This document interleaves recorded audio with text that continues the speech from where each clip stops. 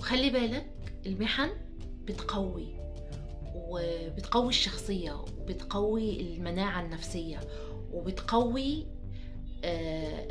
خبراتك. تأكد ان المحن جاتلك علشان تفهمك حاجة معينة وتعلمك حاجات كتيرة. فبالتالي لما تجيلك محنة احمد ربنا عليها وتقبلها، وقول يعني المحنة دي جايالي عشان اتعلم ايه. ما تقولش ان المحنة دي جايالي عشان هي بتعمل ضدي، او عشان اتضايق. لا، المحنة دي جاية تقولك فوق، انتبه، ركز، انت مش في الطريق الصحيح، في حاجة غلط.